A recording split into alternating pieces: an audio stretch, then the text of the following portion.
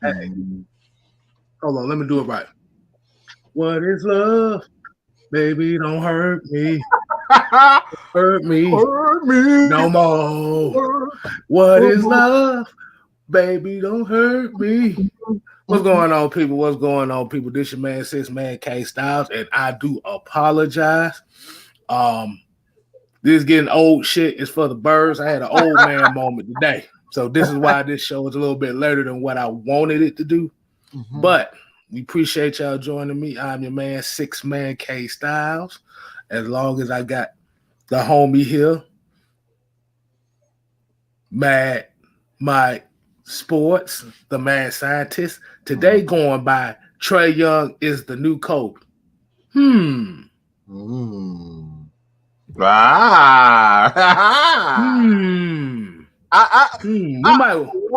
might talk. I really just caught that.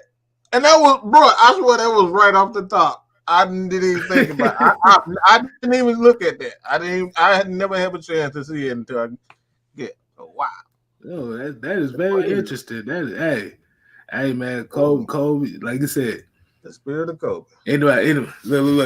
Anybody that's hated by the masses is a good damn player. Mm-hmm. But as y'all see today's topic, we are going to be talking about linebackers. As we all know, Foye Oluokun is now a Jacksonville Jaguar.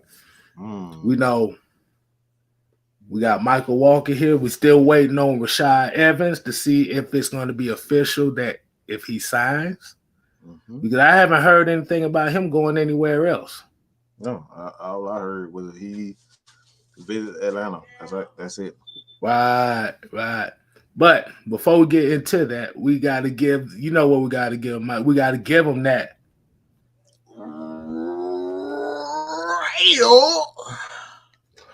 Roll call. And today's roll call. 500 pounds getting that real out. Man, what's going on today? You having an old moment, I'm having a fat moment. Hey man, shoot, it happens.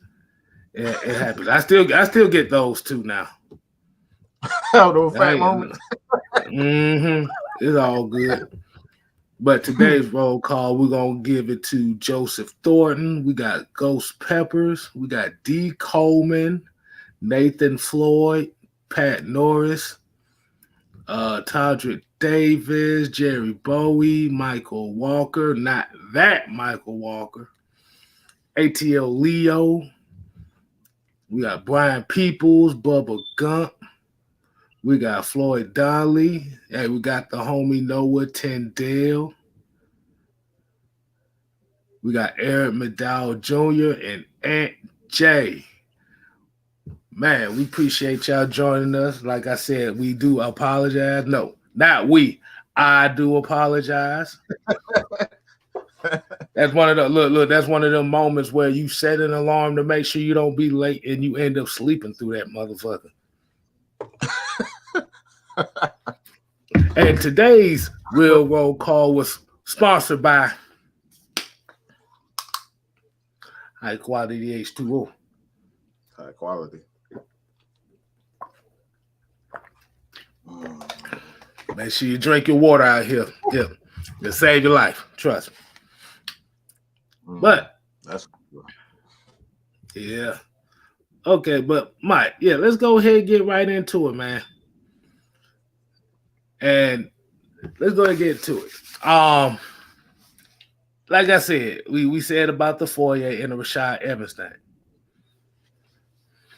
This year's draft class has some very interesting linebackers in here that are possibly could be Falcons. Mm-hmm. Now, if you but as going in today's show, if you paid attention to the community tab on my channel, I did a post today. And these are some of the results I got right here. Is out of 73 votes, most of the people would love to see Nakobe Dean. We had 38% Nakobe Dean. We had 30% Devin Lloyd. We had 19% Quay Walker, 4% Darren Beavers, and we had 8% that voted other. This is out of 73 people. Would I say if you voted, I definitely appreciate you. If you did vote on this, I want y'all to put some sixes up. If you know what? Everybody just go ahead and put your sixes up right quick. Mm-hmm. If you voted, put your sixes up. If you didn't, don't worry about it. You still get love from me anyway. But I found that very interesting. Excuse me. Mike, which linebacker? Yeah. But Mike, gotta go ahead and get some question for you. Which one of these linebackers in this NFL draft intrigues you to be part of this Falcons defense? It doesn't necessarily have to be first round, second round, because most of these linebackers are like second, third round anyway. Really outside of Devin Lloyd. Who do you feel would fit this Falcons mold at linebacker? Oh wow. We're not talking about edge rushers. Yeah. We're talking about the middle linebacker.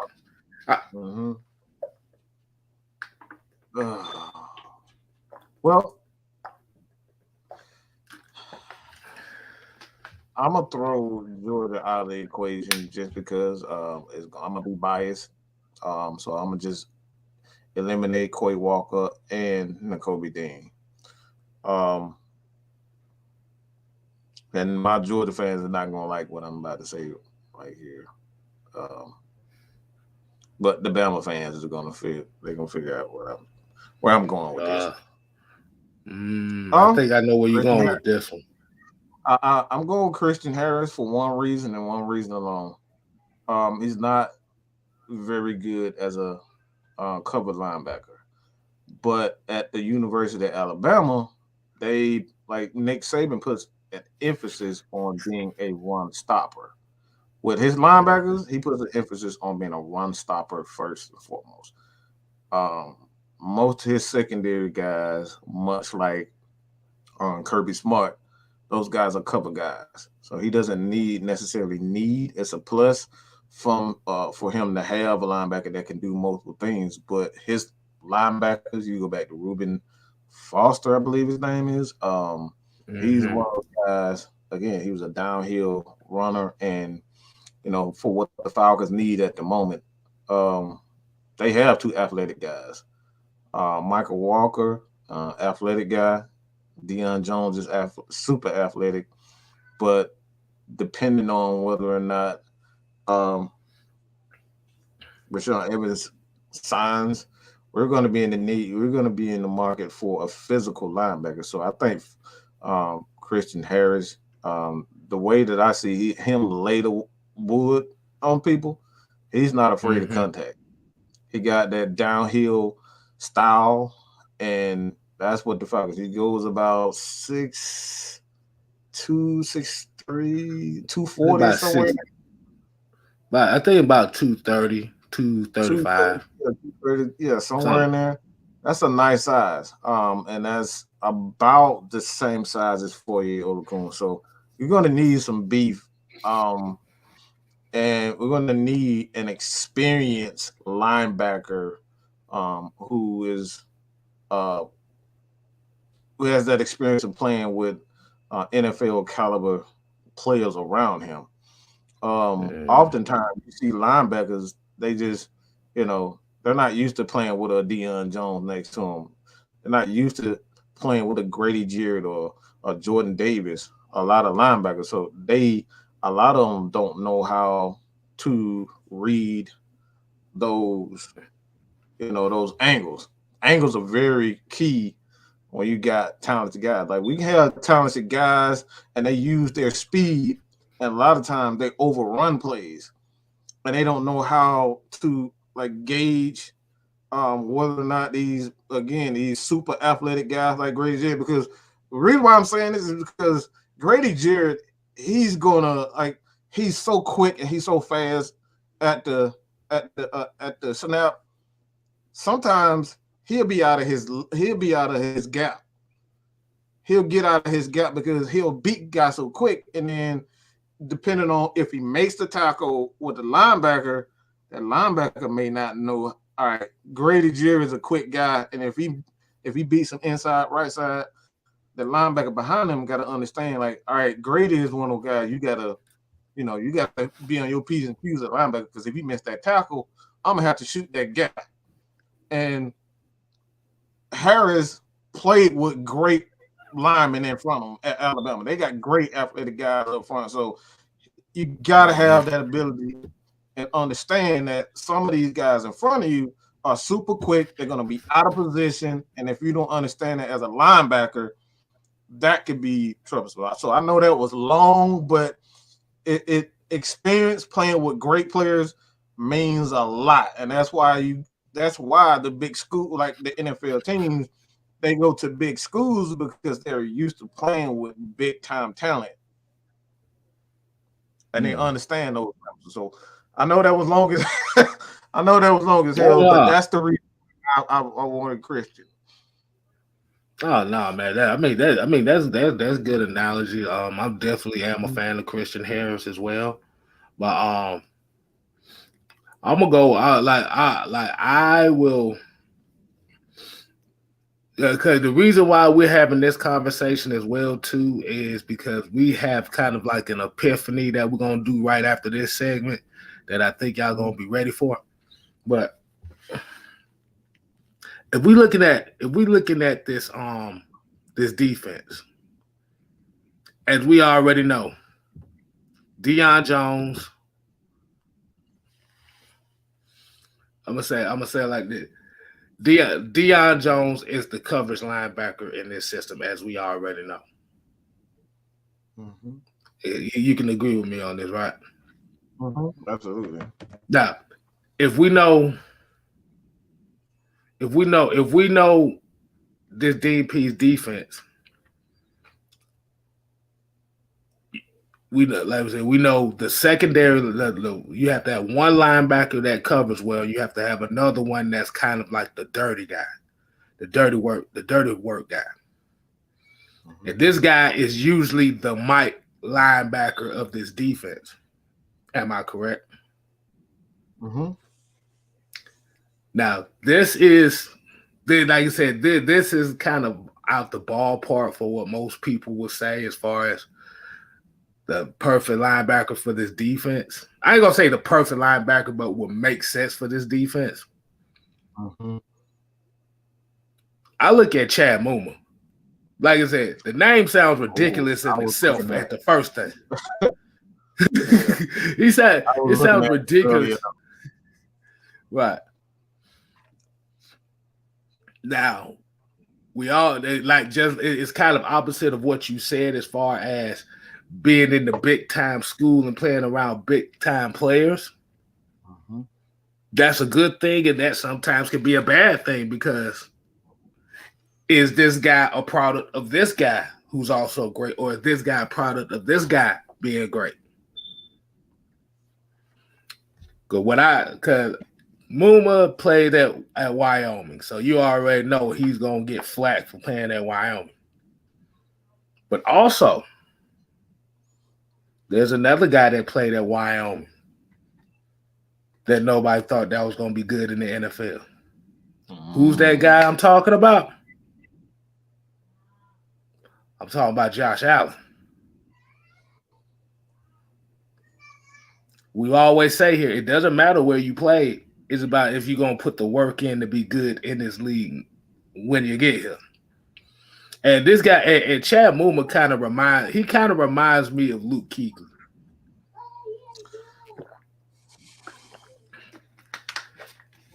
But he's a little bit better in coverage. He does go around. He's always around the ball. That's for certain. Right. And this guy doesn't miss tackles. He doesn't miss tackles. He ain't worried about trying to blow somebody's block off. He's just trying to get somebody's ass down. Mm-hmm. Noah gave a good comparison too. He was like Brian Urlacher. Why wouldn't I like he was talking about Brian Urlacher came from New Mexico State. Mm-hmm. Yeah. And that we know Fourier played at Yale. Shit. Nobody knew Fourier. The hell, Fourier was brought in to be a safety. Nobody knew he was gonna play linebacker like that. Mm-hmm. But from what I saw on the tape, that what I like from Muma is he's a downhill linebacker. You need a downhill linebacker. You need a great communicator. You need a guy that's a sure tackler. But the one thing about his game that is underestimated is his coverage skills. He's not, as far as like running with guys, he's not like Deion Jones as far as running with guys and taking them flat spaces like that. He can, but he's not as fast. Mm-hmm. But the thing about it is he can cover up space in the middle as a coverage linebacker. Because if you look at how he played at Wyoming, he's already calling plays. He's already telling guys to get your ass in the spots. Mm-hmm. Right there. But there's a lot of good linebackers in here that look good too. But like I said, I feel like he may be one of the better fits in this draft.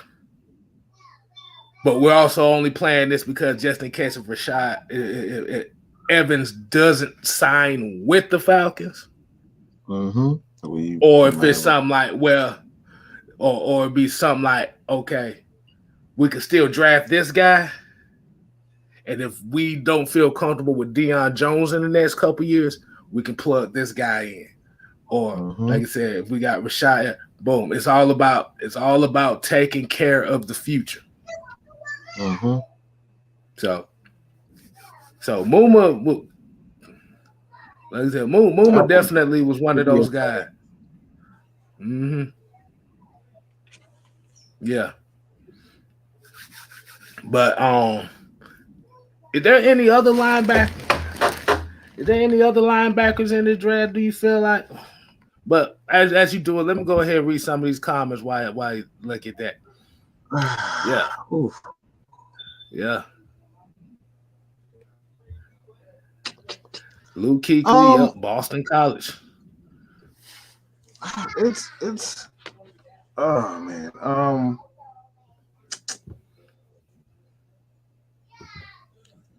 I for whatever reason I just love Devin Lloyd for this defense. I just think he's perfect for what Dean Pease wants to do. He's one of those guys who's physical. You can move him around, play inside, outside. It's a lot like Michael Walker. You can just move him around and just do so many different things with him. You can play him in a slot at what like a slot corner type of look. Kind of have that body structure like Isaiah Oliver. oddly, he does have that Isaiah Oliver. Obviously, he's a little bit thicker than Oliver, but he has that same type of structure and ability.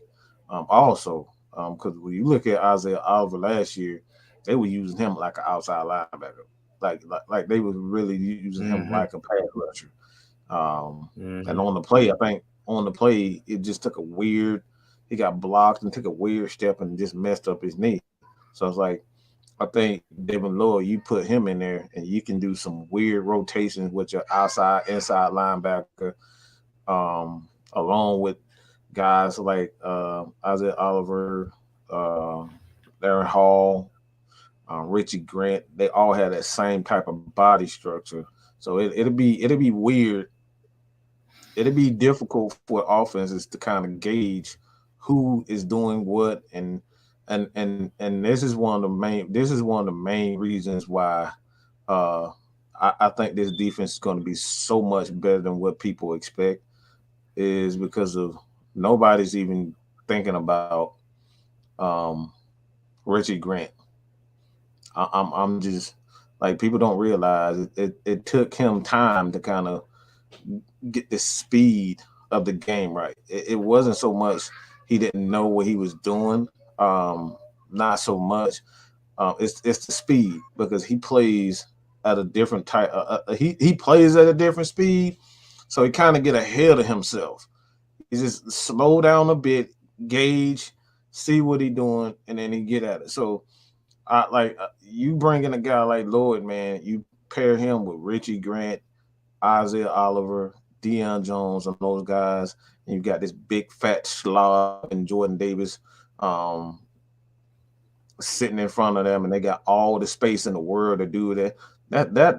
That's scary. And I know I'm probably gonna get it. I'll save it. But I made a video about it. But yeah, I'll save that. And I definitely like that. Yeah, we don't never really talk about Richie Grant. We don't talk about Jalen Hawkins. And essentially what it comes down to as well for this defense, and we've always said, you gotta have the front to complement the linebackers and let the linebackers flow. And there's a name in here too that I had actually looked at a little bit earlier today, and you know me, I'm a Devin Lloyd guy. Yeah, I love Devin Lloyd game, cause the thing about his game is his intangibles is the fact that if you look at him at Utah the last couple of years, he led the team in tackles. He was top 2 in sacks, led the team in interceptions and tackles for losses. So he's kind of like pretty much, he's a guy that has to do everything over there. But this one guy that I looked at, and I want to give shouts out not only Noah for this, but Troy Anderson is very intriguing to me. For Montana State, he's very intriguing because, and I said it before, I said he kind of reminds me of kind of like an Isaiah Simmons type linebacker where you don't know what the hell to do with him. You don't know what the hell to do with him because he's fast. I'm not going to use that term now. I almost slipped up and said a very bad phrase here. That bad phrase is fast and physical. Nah, we can't say that. We didn't heard that catchphrase for about 6 years and saw absolutely nothing. But he's kind of like that Swiss Army knife guy too. Like his issue more so is he's a new linebacker. So as a new linebacker, he's still kind of learning the position. So that's one of those guys, if you want to take a chance and get a project to come in who you know is not going to really start right away, is that from a small, like I said, because Troy Anderson, he kind of gives me like that 4th and 5th round vibe right there. That'd be some guy that you could definitely take a chance at. The other linebackers are not available in this draft. Like I said, Quay Walker is another one. I think he's really one of the better. Like, actually, I can't even say he's one of the better coverage linebackers. A lot of these linebackers can cover ground. Just thought about that. I like Brandon Smith. Yeah, I like Brandon Smith, but here's the but I'm hold on. Let me rewind that right quick. As we saw that poll.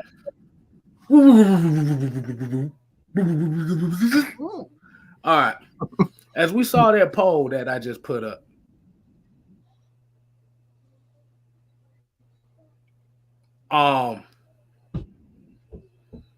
Nakobe Dean is a very interesting thing that Nakobe Dean would be leading the votes.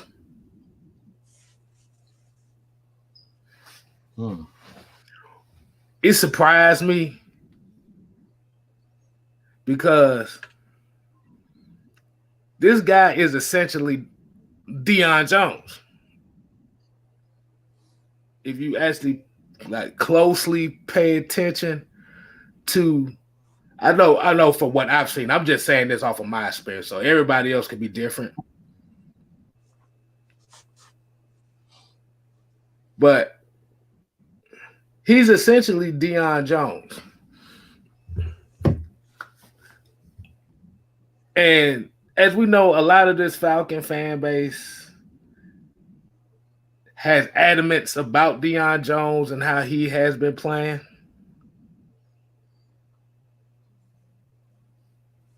Nakobe Dean, he's kind of, like I said, he's a damn good one. Trust me, he's a damn good one as well. But it's adamant that you got to have and like with most of these guys, it's adamant that you have to have a big nose in front of. You have to have a big defensive lineman in front of.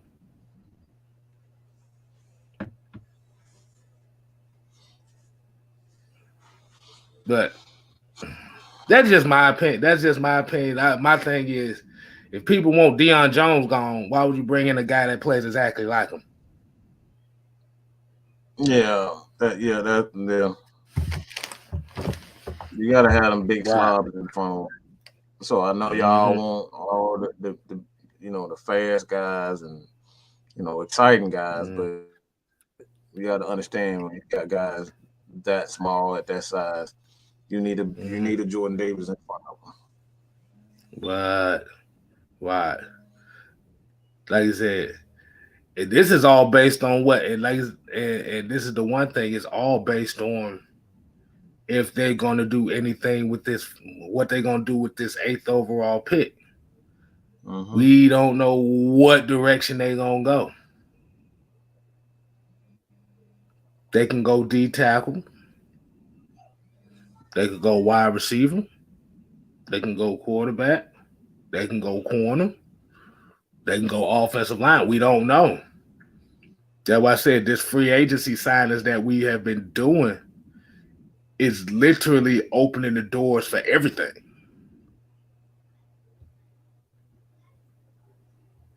But I'm going to get into a few of these comments before we get to the conspiracy theory part of the show.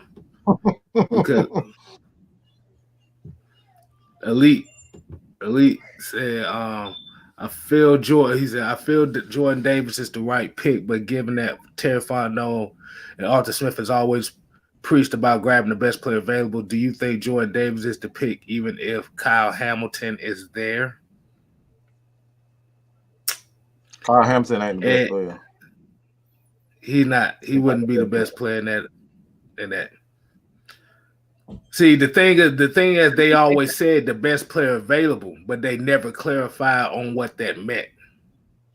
They never clarified and whether it means by position or what everybody else perceive as the best player available. Right. So Smart. by leaving that open like that, nobody can get a beat on what they want to do. Mm-hmm. It could be the best player offensively. Like again, best player available could switch from. It could change from from year to year, because last year that best player available, like, we may have everything that we possibly need defensively, but offensively last year we needed a wide receiver. It's like it changes from year to year.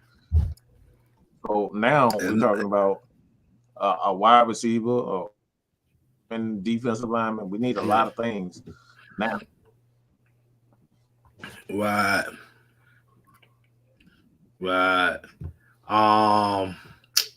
Yeah, and then like you said, best player available. If he's talking about best player available, shoot. Yeah, you gotta look at the player rankings. You gotta look at how they rank. Like you said, you don't know.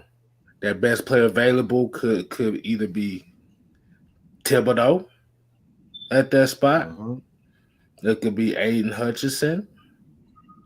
It could be their impression of who the best. Right. Who they think like the I best. said. It could be an all-lineman. Exactly. Like I said, hey, definitely appreciate y'all joining in. Like I said, y'all continue to slap that like button, share this video, share this stream. Hey man, on the road to 700, man. Y'all, hey, I'm calling it week. Oh, you see?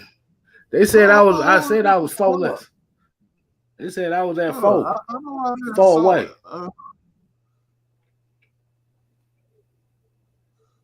Right now, I don't 703. Oh shit!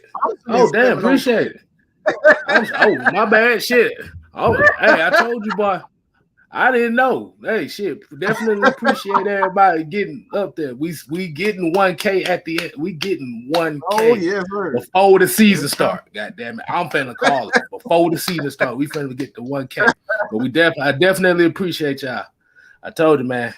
That nap done put a whooping on me right now. Oh boy, absolutely. You needed that. Yeah, boy. The road to 800 begins. Yes, sir. But Jarvis, what's going on, man? Appreciate you coming in. We got GA Red Clay. We got Elite R. Smithfield. Make You Fumble. He's in here. Ghost Peppers. Bottom Boy Phelps. We definitely appreciate y'all. Southside 12 as well. Yeah. Pat North said, I don't want to lose Jordan Davis to the Chargers or the Eagles. Don't want this to be another JJ Watson situation. See, the thing is, I wouldn't necessarily say if they don't get him, it won't be one of those situations, because the problem is with Tat, nobody thought Tat was a first-round pick. Let's just be honest with you. Tat wasn't a first-round pick. I don't know who the hell said that. They've been smoking on the Mel Kiper crack pipe or something. I don't know. The reason why I say he wasn't a first-round pick because I didn't even know who the hell Tat McKinley was. I had to look it up. Yeah, I saw shoulder injury, UCLA, Jim Moore Jr. That's all I knew from that situation. I don't know who the fuck this is. They drafted because, like you said, because they had a relationship with somebody, not because of his actual overall talent, and they just took his word for it. Yeah, this dude is a first rounder, and the Falcons took it. Well, I should say, right. Dwight. I actually found something out, and I shared. Should I share it with them about something that I found out? Let's go ahead and share it, shall we? Is this what we talked? Hey, is this what we talked about? Talked about yesterday? Yeah, I actually did a little digging around, and it explains a lot. So you guys are you're probably hearing this for the first time from anybody. Quite frankly, me doing some research, I looked at um, his history of Thomas Dimitrov as a before he got the job of the Atlanta Falcons general manager job. So did some research, and it came up that um, your boy wasn't qualified for the job to a certain degree when we talk about building the trenches. Um, Bill Belichick said per se. Wait.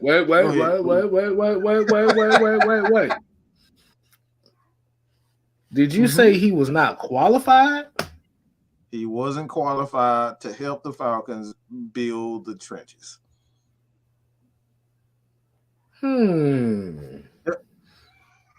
This man. I wonder why that was.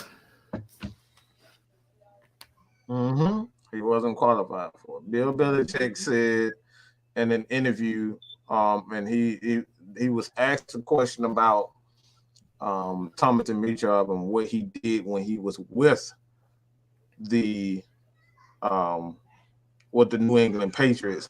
He said Thomas Dimitrov was a scout for our wide receivers, the cornerbacks, running backs, and like safeties and stuff. So he wasn't even qualified to even draft a defensive lineman. So when you look at the Falcons' history under Thomas Dimitrov, you can kind of get an idea of why we were so bad, because the reason why the Falcons really brought him here is because of the skill positions. And like we had good linebackers, we had damn good cornerbacks, we had damn good safeties, we had pretty good running backs. But outside of that, like even his undrafted players like Brent Grimes and those types of guys, he hit Ricardo Allen, those guys, Leighton, Keanu O'Neal, he did good with those types of picks, but he was never qualified to even draft a defensive lineman or offensive lineman. And that's why everybody was like, why we, did these things, and like you decided to get rid of a Mud Duck. You decided to get rid of Mud Duck and bring in what's the center who's always, I don't know why I just draw a blank, but a lot of things that we constantly talk about. Look at the scowl on his face. He wasn't qualified to even make decisions on guys like Tack McKinley, Grady Jarrett, signing Dontari Poe, make a decision on signing Dontari Poe and bringing in these guys. He was never qualified for those things. So if it wasn't for guys like Peter Kunz, that's his name. If it wasn't for guys like, that was the main reason why they brought in Scott Pioli, because Scott Pioli was that was his strength. So when we lost Scott Pioli, that was that was the end of the Atlanta Falcons defense. Your boy, you can go look it up for yourself. Lamar Holmes, there's so many other guys. All these guys were drafted under Thomas Dimitrov. He was never qualified to even do that, to make decisions on defensive line and offensive line. So again, and the bad thing about this is they let the guys who knew about these things, the Brian Coxes, the Brian Cox, the Bryant Young, he actually brought guys in, but he never listened to any of those.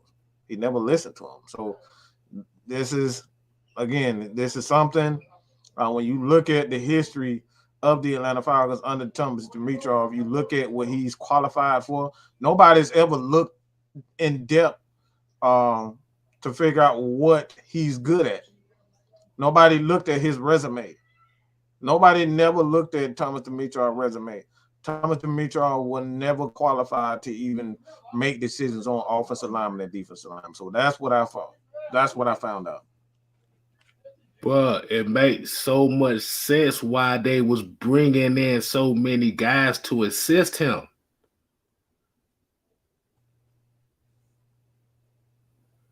After you just said that, I just thought about that because if I remember correctly, they was bringing in like specific executives to help Thomas Dimitrov. So the Malachi Goodmans, the Jonathan Massaquas, the Spencer Mapongas.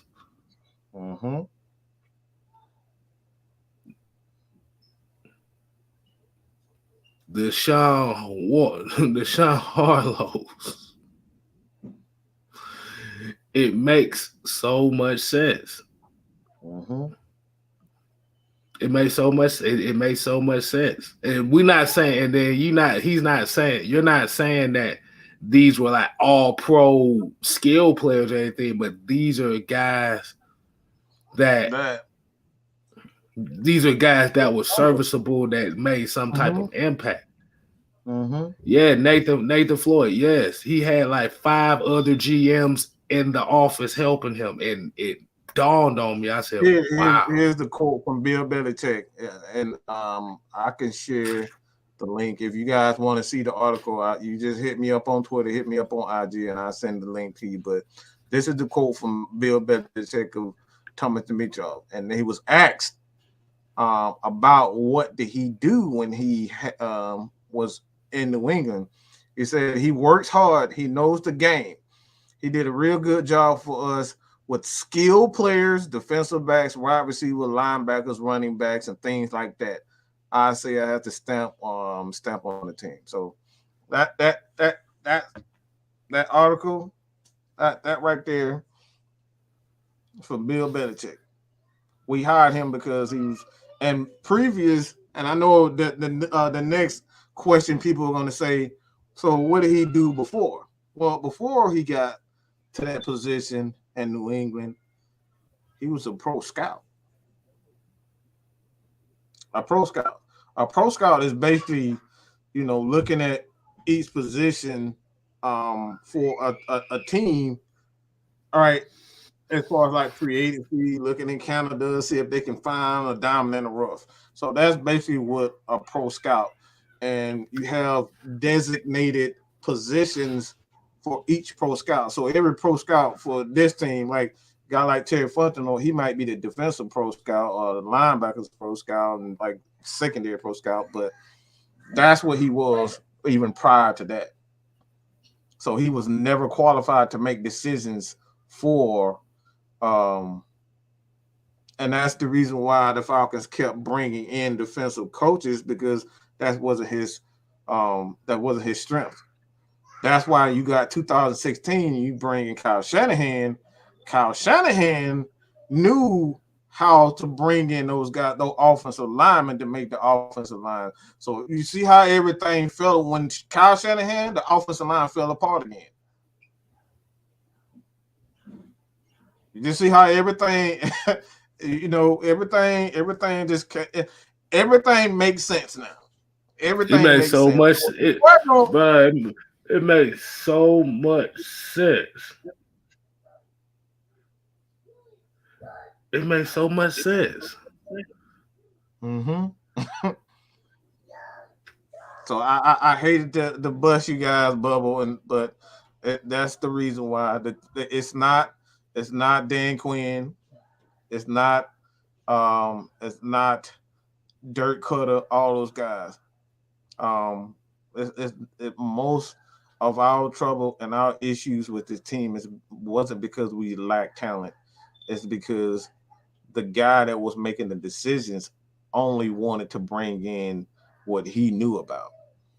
And he hired a head coach, an offensive coordinator in Dirk Cutter, because Dirk Cutter did one thing well, and he accentuated or accelerated or put more emphasis on highlighting the plays that he likes, which is running, which is tight ends and wide receivers. That's why most of his moves, Thomas Dimitrov, it was always to draft a wide receiver, or draft a tight end, or draft a running back in the second or third round. All this stuff makes sense. It was all Thomas Dimitrov. So, like I said, we can kind of give me personally, I will give Dan Quinn the benefit of the doubt. The only thing I would say about that situation is he just should have been, tougher. He should have been more of a man. Like, look, I need what the hell I want to do. He should have been more vocal. If anything, that's probably the biggest thing with Mike Smith and Dan Quinn. They should have stood up to that man, and they didn't do. But man, that's kind of, like I said, it makes so much sense. But we got about another 15, 20 minutes here. We're going to get back to the 6-man question of the week. I actually got sent one of these questions here, man. Hey, man, I think we should use this to kind of set it off here. And this was from Ghost Peppers, man. I definitely appreciate him for this question. I was going to do a video for it, but I might well do it live. Let the people get their opinions on here. But 6-man came in here and said, if Terry Fontenot fills enough holes by continuing the bargain bin shop for players he trusts to come in here to light it up, do you think that it would change the idea of trading back in the draft unless he decides to trade back for future picks? So while I'm letting you think about that, Mike, I'm going to go ahead and hit some of these comments up while you think about that. Let's see. Marquis says really all on Arthur Blank. He should have fired him. I don't. He's not a football guy. Like at the end of the day, you trusting. He's not a football guy. We gotta stop trying to blame owners. Owners are not football guys. If football guys don't make good football decisions, it's not on the owner. It's not like Deion Sanders owns the Atlanta Falcons. It's not like Ray Lewis owns these guys know football. These guys aren't money. These guys aren't football guys. So you can't say, it's all Arthur Blank. Maybe he should have done it a little faster. Maybe, but at the end of the day, you got to trust football guys. If a football guy is telling me that he knows what he's doing, I'm gonna give him benefit of the doubt, because we still got to remember he took us to a Super Bowl. He's still responsible for putting together a coaching staff and a roster that took us to a Super Bowl. So as much as we say, oh, he did, he didn't bring us this, and we failed, and we had a terrible offensive line, a terrible defensive line, we still make it to a Super Bowl. So you can kind of see why he had faith in him. D. Coleman said Lamar Holmes make Jalen Mayfield look like Orlando Pace. Oh, Lord Jesus. Hallelujah, Jesus.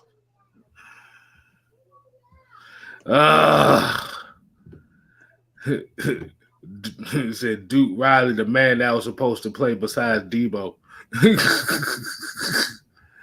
Yeah.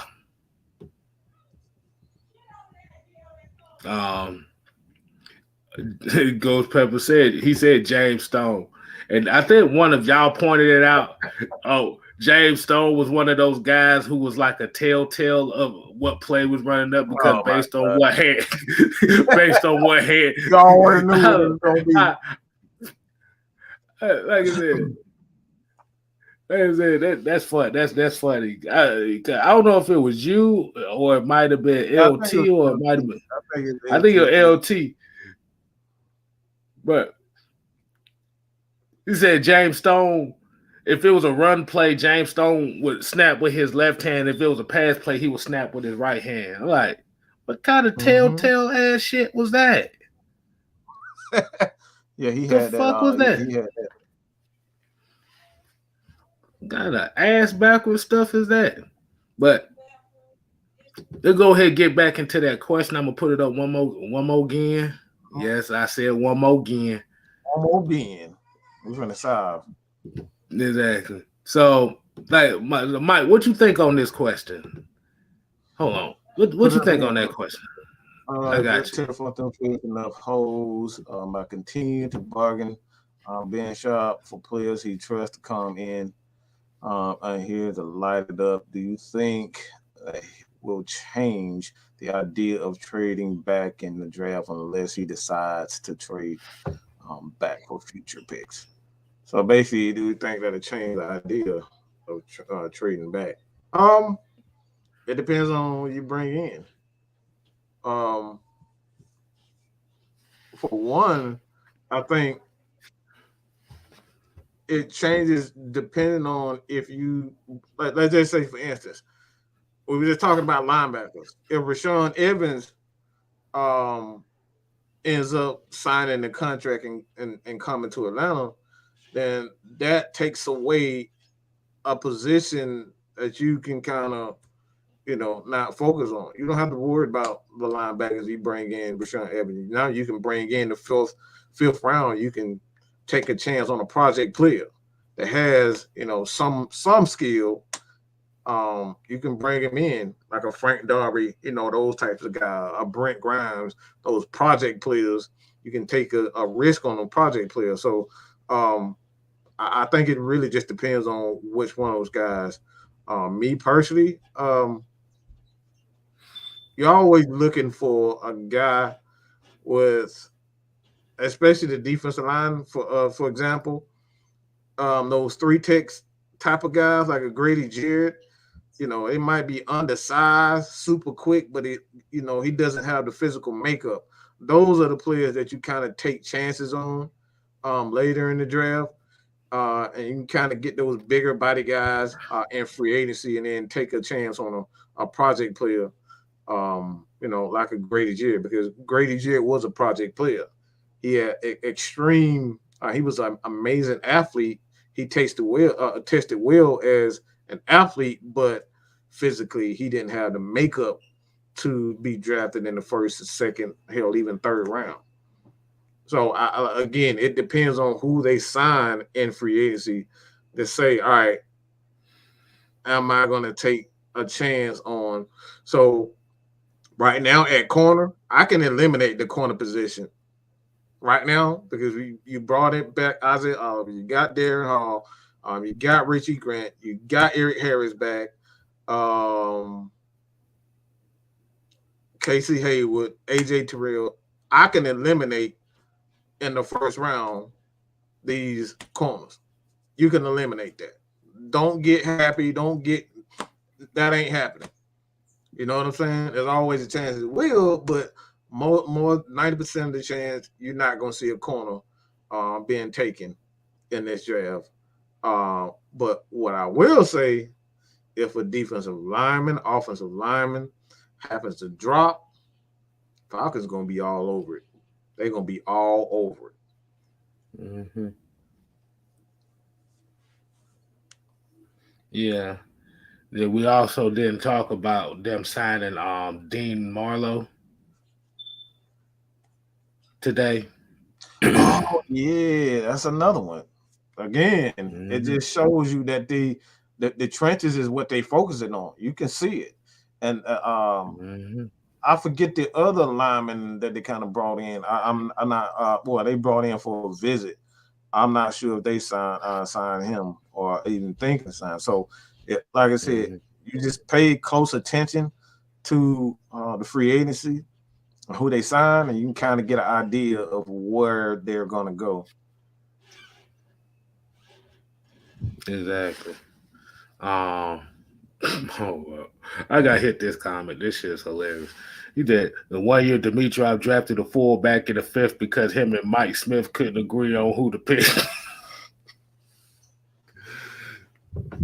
Hey, Brady, you on with a damn good fullback in college, and then he come here, boy. He motherfucker hit one injury, boy, and never played it down for us.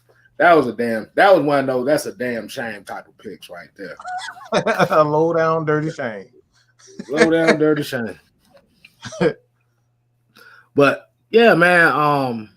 Yeah, by looking at these free agency moves, hey, do not be surprised if he does move back. Mm-hmm. I mean, if you look at the free agency moves that they have made, they've essentially just built the secondary up as it is. Mm-hmm. Mm-hmm. They building the secondary. Mm-hmm. So they killing the noise on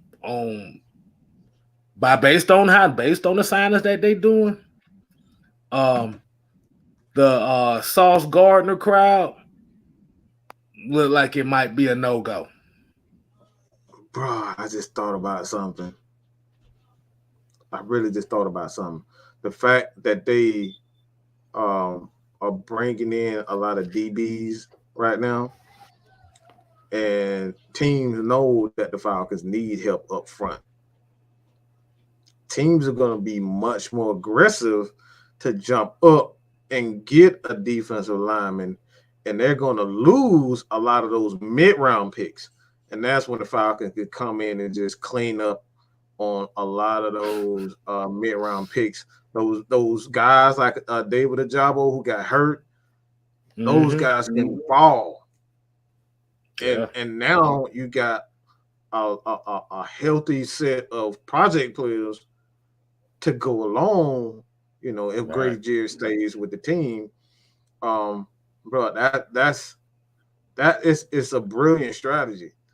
It really is a brilliant strategy to attack all that stuff, before you even get to the draft. Right. And what it's also saying, and also what it's saying too is, let's say again, okay. I said we was gonna do it for like 15, 20 minutes. This discussion is getting really interesting. So we're gonna extend it. We're gonna extend this a little bit longer, give about another 5 minutes. Okay. This is what I wanted to say. If you look at how these moves and how they doing building this team,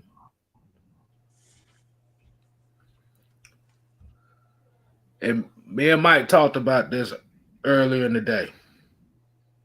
As long as with OG Sam and Rashad, this might be a possibility where they setting this up to where, I hate to say this, do not get used to saying Grady Jarrett is a Falcon. Do not get used to saying that. You better get used to not saying that. Because Sam brought up to my attention. He brought it to our attention. They interviewed Arthur Smith and Terry Fontenot. They said about Grady Jarrett, we know he knows how we feel about him. Remember the last person they said that about? Yeah. Remember the last person they said about? We appreciate what he does. He knows how we feel about him. That was a key thing. Remember, they said the same thing about Matt Ryan.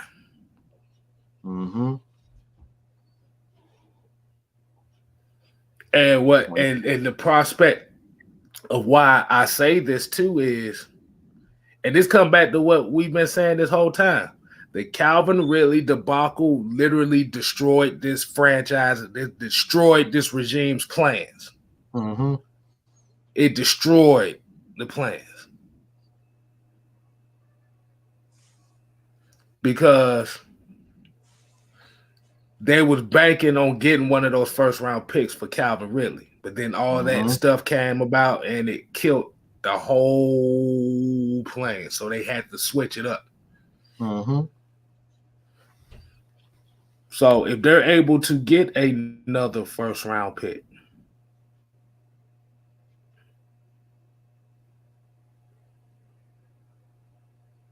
what if I would have told you they get the best pass rusher? They get Jordan Davis. Then you have one of them extra, and if you get an extra mid-round pick, David Ajabo is very likely Mm-hmm.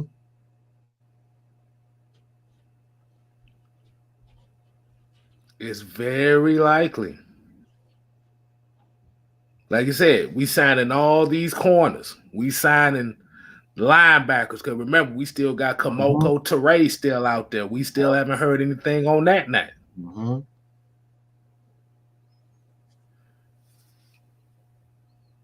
When Terry Fontenot was in New Orleans, look at the last 5 years they've in with the Saints. The last 5 years. Look how that defense was built. Look how that offense was built. He did the same exact thing. He did the exact same thing with the secondary. He brought in a bunch of veteran corners, and then drafted in the mid rounds guys like Williams, and he took a chance. He took early with Grabamore. Yeah, Marshawn Lattimore. Right. So by addressing that secondary, because the thing about the secondary, and we've always said about it, your secondary doesn't have to be a shutdown secondary. Your front seven has to just be dominant enough. Mm-hmm. Your front seven has to be. If you address your front seven, your secondary doesn't have to be world beaters. We don't have world beaters in the secondary. That is fine. If they able to bring Rashad Evans and Kamoko Ture,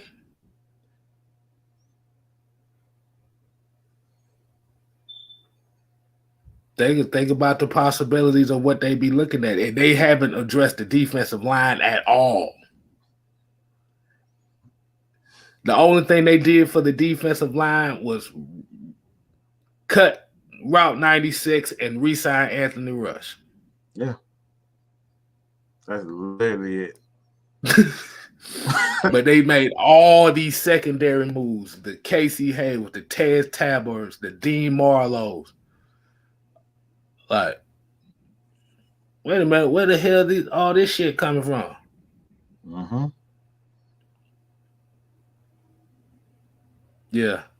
But he did make mention he did also make mention of a possible trade if we can kind of see if we get a trade here and there, as far as just like after traded Grady, and he was asked whether or not are they done. He was like, "Look, at this point, we're going to try to, look at all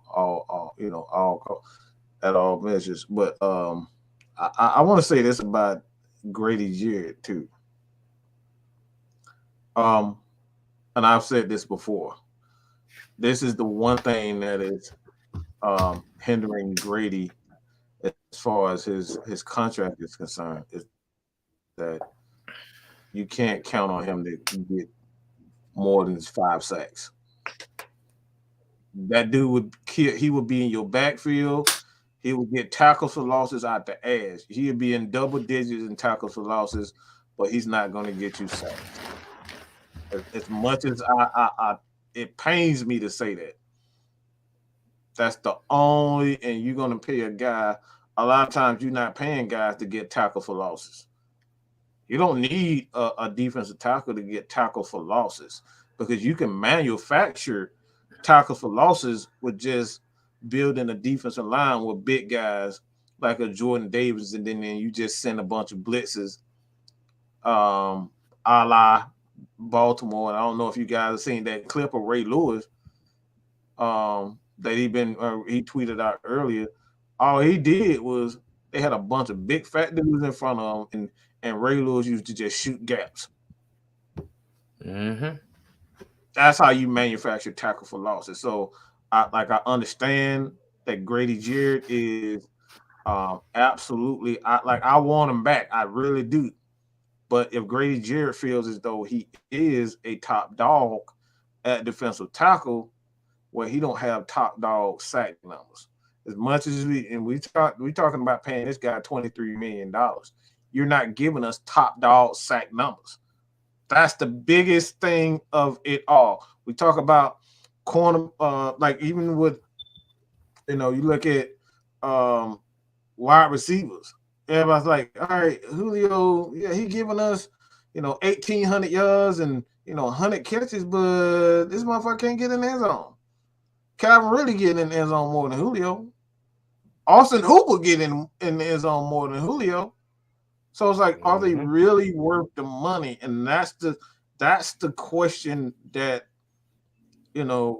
GMs bring up. These are the things that the GMs bring up when they're in the meetings.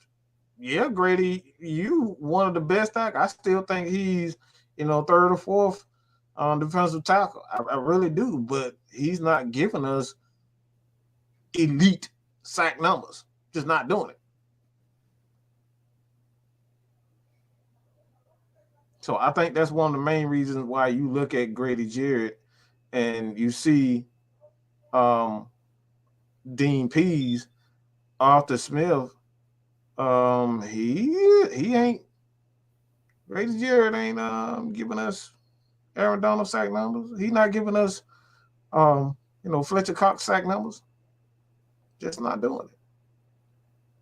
So now Grady Jarrett is at a point where he got to say to himself, am I really that good? Do I really believe in myself? Because he got a choice to make. Like Grady Jarrett has a choice to make. So out of 7 seasons, because we gotta say out of 7 seasons, he's had 26.5 sacks. 7 seasons? Wow. 7 seasons. That's not so good. If you look, so if you look at that average, he's averaged less than 4 sacks a season. 4 sacks a season, yeah. That's less than 4 sacks a season. So my thing is, if they do pull a move like that, do they have confidence that Marlon Davidson, Taquan Graham, John Cominsky to play that N/3 tech? Maybe they pick up a big dog to go in the middle. Whether it be a Jordan Davis or a Travis Jones or John Ridgeway, Neil Farrell Jr., somebody like that.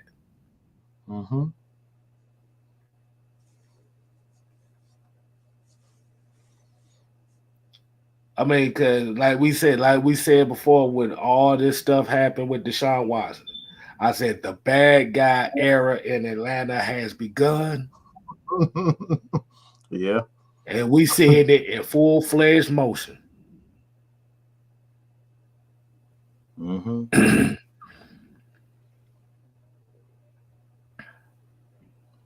Yeah, man, I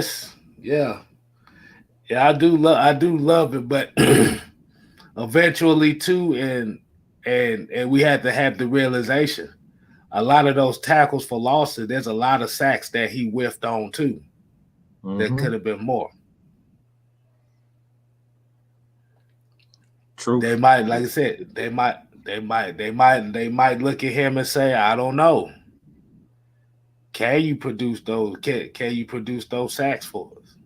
Do we have confidence that you can get it done?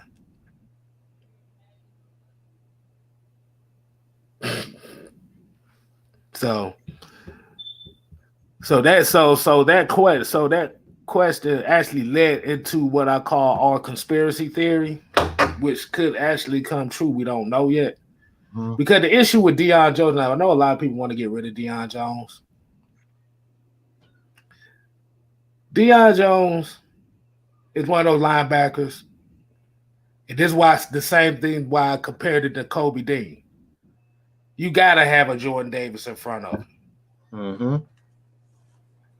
If you don't have a Jordan Davis type player or a Travis Jones type of player or a Neil Farrell type of player or John Ridgeway, guys that can kind of eat up them blockers and let the linebackers flow, then they're going to get exposed. Now we talked about Ray Lewis. You think about Ray Lewis literally had Tony Saragusa playing in front of Terry Saragusa, Sam Adams, Haloti Nada, Mount Cody, Trevor Price, what was it? Not Marquise Douglas. Was it Marquise Douglas? I think it was Marquise Douglas. I think it was Marquise Douglas. Yeah, like I said, you got these big guys that are in front of them. Kelly Gregg, another one. Ooh, Kelly Gregg. Ooh, I forgot about. Ooh, that's a nice. Yeah. Yeah, so you got to have these guys in front. This is why we say the trenches are important. This is why we say you have to build that defensive line right. Because if you build it right and you get the right big guy. Let me give you another example. Derrick Brooks had Warren Sapp and Booger McFarland in front of him. Mm-hmm. Brian Urlacher had Ted Washington, Alfonso Boone, Brian Harris, and Tommy Harris. These some big boys now.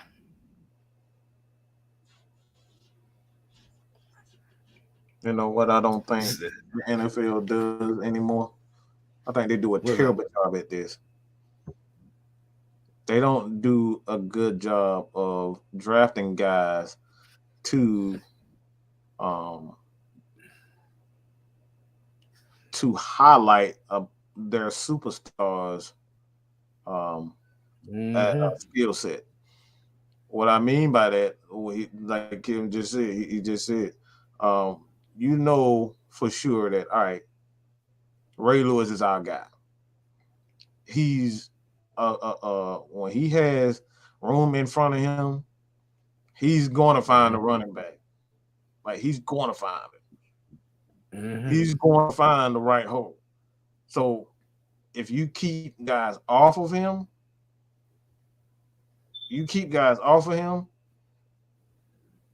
and he has room to move, he's going to make plays. And I think that was one of the things when you look at even the 2016 team with the Falcons, one of the main reasons why Grady Jarrett was able to get those 3-4 sacks in the Super Bowl. Vic Beasley had 15 and a half sacks is because they had guys like Rashid Hakeman that was able to command those double teams and free up guys like Grady Jarrett for those one-on-one opportunities, free up guys like Dwight Freeney on a season. Falcons don't do stuff like that. All they looking at for skill players. One of the best moves offensively that made that year was bringing in Mohamed Sanu. Mohamed Sanu was a perfect player for to go next to Julio Jones because he was a physical guy. Levine Toilolo, letting him walk because y'all just wanted to pass, but Levine Toilolo was an excellent blocker. So NFL teams don't do a good job of bringing in or drafting guys to highlight their superstars' skill sets. And that's what we need to get back to. So we want to get the best out of Deion Jones. Guess what? We need a big fat slug standing in front of him who's going to eat up space and eat up some more space and eat up space after he ate up space. So he's just going to eat. That's what he needs to do.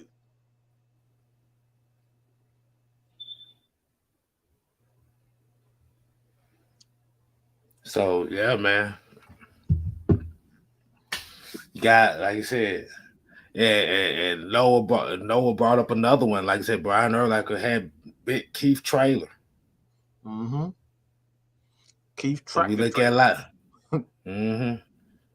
If you look at Zach Thomas, he had Jeff Zuniga and Chester. What was it?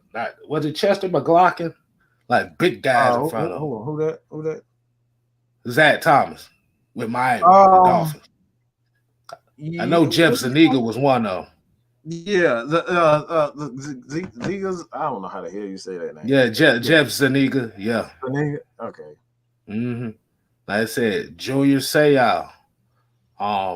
He had Jamal Williams in San Diego for a good little while. Jason Fisk. Like, these are like big dudes in front of hell. Like you said, Bobby Wagner, who just recently just signed with the damn Rams for 5 years, 60 something. 5 years, 60 something million damn dollars. You had in Seattle, you had Red Bryant. Yeah.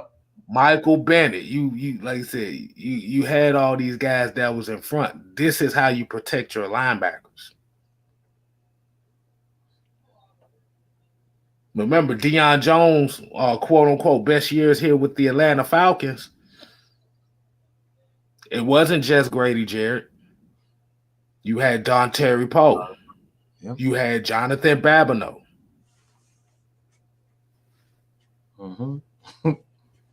Keeping those guys clean. Right. So I know we got people that say, well, Jordan Davis might not be the best fit. We feel like Travis Jones might be better. Because they worried about sacks and people getting to the quarterback fast. Right. Let's just keep it 100. If you ain't running a 4-3 or 4-5, people ain't trying to get you with a number 8 pick. They don't give a damn about building a team. Y'all want the best player. And the best player ain't always was good for a team. Let me say that again. The best player in the draft ain't always good for the team. Building a team, again, bringing in a guy. If you already have a Grady Jarrett, if you already have a Bobby Wagner, who is a superstar on said team, or whoever it was, whoever the best player is. One of the main reasons why you look at the Saints and Cameron Jordan is because they keep bringing these big fat slobs to eat up space, and you can't leave Cameron Jordan. You can't just leave those guys. It's like, all right, I'm gonna just double Cameron. No, this dude in the middle pretty big. He's fast. He's athletic. You can't focus on just him. Again, it's always about putting players around that's going to eat up space. The more you eat up space on the defensive line, it's going to keep them off of your superstars. Right. So, hey, man, that's good food for thought on that one. We're going to go ahead and end the show on that. So, we definitely appreciate everybody tuning in and everybody giving their concepts on what they think. That's why I always say, leave your questions. Leave your questions. As you see what happens when we got this question in here, it went from one conversation and bridged into another one. This is what we do over here. This is why we want y'all to ask these questions. Because you never know. We're going to put them in a live. We might do videos on them. You get everybody else's opinions up and down the board here and see if everybody's on the same page, or it might be a little different. But at the end of the day, it's all about the conversation here about football. As Atlanta Falcon fans, we are literally seeing a transition happening right before our eyes from something we've been used to for the last 14 seasons. You're seeing old regime players are getting purged out of here, so you got the new regime bringing in the new players.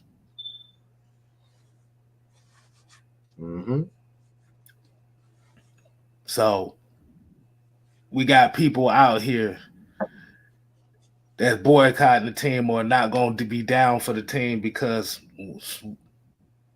either Matt Ryan is not on this team anymore, or people was doing that before when Matt Ryan was on the team. So at the end of the day, if you, like I said, times are changing. This team is not going to be about throwing the football 30, 40 times, putting your quarterback in a position to where he's going to get hit damn near 80, 90 times a season.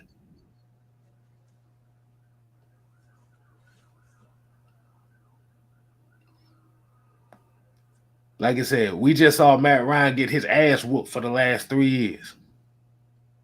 It was bad last year. It was definitely bad last year. But he's on to bigger and better things. He feel like he can win in Indianapolis. Mm-hmm. Let him go over there and see if he can get it done over there.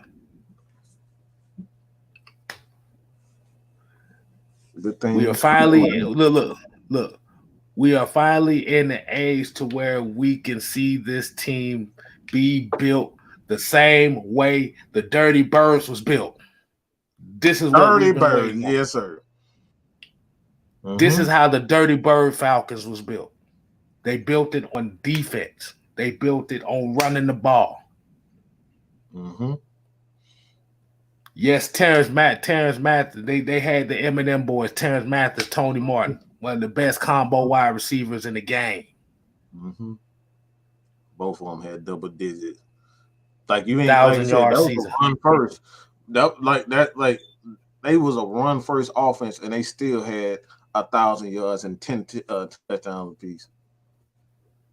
Exactly.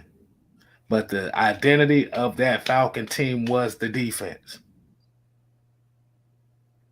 Chuck Smith, Lester Archambault, Shane Dronette, Travis Hall, Brady Smith, Jesse Tuggle, Ray Buchanan, Ronnie Bradford. Mm-hmm. Like I said. Oof, man, I love Bobby. Mm-hmm. Mm-hmm. So, yes. From the way that they're making these moves now, it's going to come down. Like I said, it's got to come down to we cannot get used to trying to recreate the greatest show on turf, because that's what Thomas Dimitrov did. That's what that era was trying to do. Mm-hmm. Recreate the greatest show on turf. Ain't no more of that. This is gonna be some ugly football. It's gonna be non my bad. Damn, notification went off. Like I said, it's not gonna be pretty. It's like I said, from what it's looking like, they're gonna build this thing on smash mouth football, and I am down with that. I'm definitely down with it. You got to get back to that. See, the issue now is because we've been so used to the greatest show on turf style of team. See, this is where a lot of people get their takes from on what they feel about the Falcons. They are slowly and creepily getting rid of the guys who are quote unquote the scapegoats or the reason why this team has been losing the last few years. Mm-hmm. So this is why you don't see a lot of people putting up content like that. You don't see a lot of people talking about the Falcons as much. This is why you don't see a lot of those guys that been trolling a lot of Falcon fans because of such and such. Scapegoat gone, people. To the left, to the left. Where that song go? Tuesday's gone in the wind.